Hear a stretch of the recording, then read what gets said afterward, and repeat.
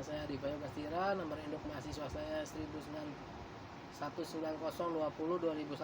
dari semester 5 Prodi Manajemen Fakultas Ekonomi Bisnis dari Universitas Pancasakti Bekasi. Pada kesempatan kali ini saya ingin menjelaskan mengenai materi kuliah Communication dan Editing Video Animation. Untuk mempersingkat waktu, langsung saja masuk ke dalam materinya. Pengertian Communication and Editing Video Animation. Di situ ada komunikasi visual, berasal dari kata komunikasi yang berarti penyampaian pesan seseorang atau lebih kepada orang lain lewat media tertentu. Dalam komunikasi terdapat unsur di dalamnya, diantaranya 1. Komunikator, 2. Pesan, 3. Media, 4. Komunikan, 5. Efek, 6. Umpan balik. Visual berarti gambar dan juga bisa diartikan sebagai suatu penggambaran segala sesuatu yang dapat terlihat secara kasat mata. Ruang lingkup komunikasi visual. Ruang lingkup Communication and Editing Video Animation meliputi diantaranya 1. Media cetak, 2. Media display, 3. Media audio visual. Selanjutnya kita masuk ke persepsi, sensasi, dan atensi. Persepsi merupakan suatu proses yang didahului oleh penginderaan, yaitu suatu stimulus yang diterima oleh individu melalui alat reseptor, yaitu indera.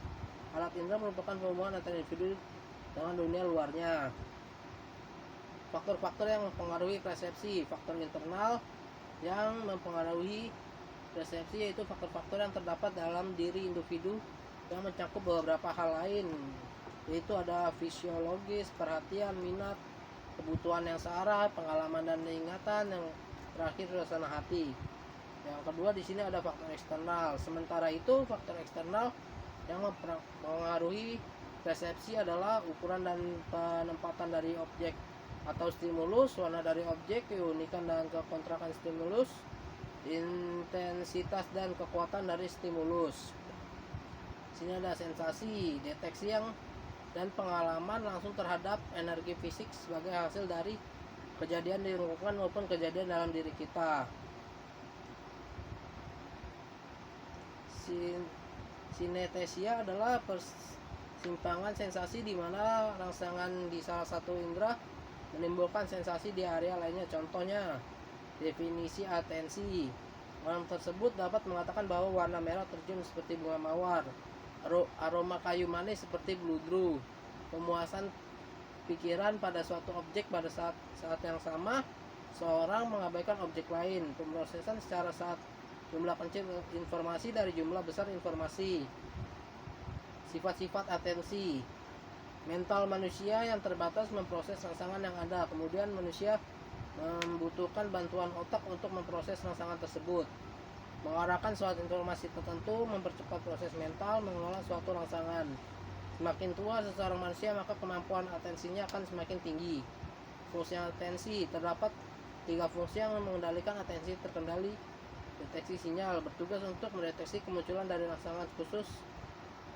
Atensi selektif, memilih suatu rangsangan tertentu yang mengabaikan rangsangan lainnya. Atensi terbagi, menempatkan sumber daya atensi secara bijaksana untuk mengkoordinasi pelaksanaan beberapa tugas sekalipun. Berikut bahan ajar multimedia menerapkan prinsip-prinsip seni grafis dalam communication and editing video animation untuk multimedia. Estetika desain grafis, sketsa, menggambarkan perspektif, menggambar objek, menggambar ilustrasi. Desain grafis adalah suatu bentuk komunikasi visual yang menggunakan gambar untuk menyampaikan informasi atau pesan seefektif mungkin. Dalam desain grafis, teks juga dianggap gambar karena merupakan hasil abstraksi simbol-simbol yang bisa dibunyikan. Batasan media.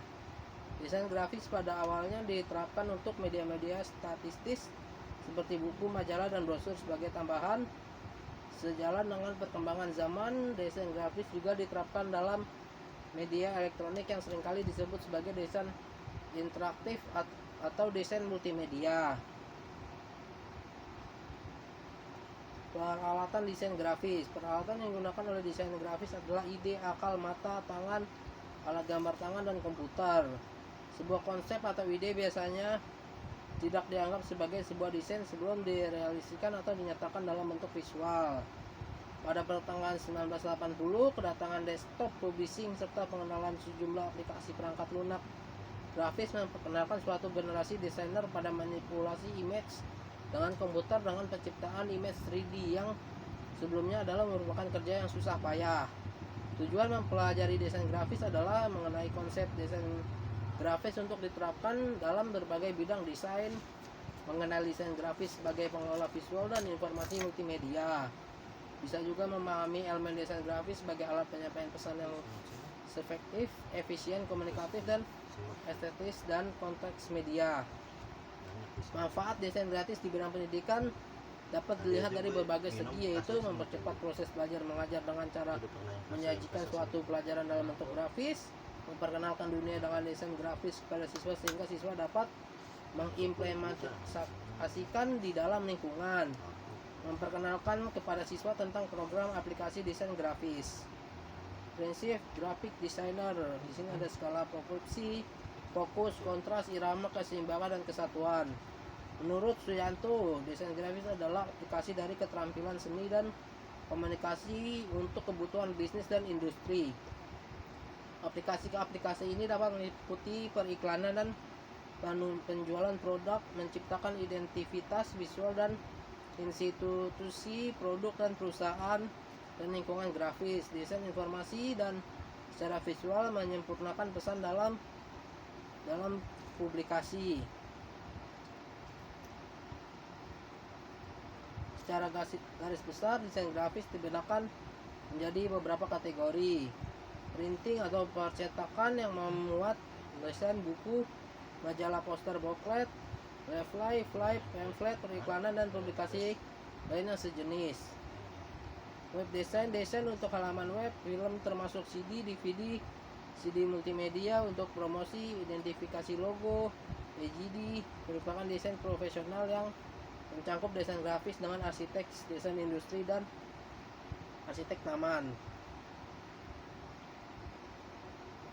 Desain produk pemaketan dan sejenisnya, ada buku, majalah, koran, pamflet, brosur, dan juga logo.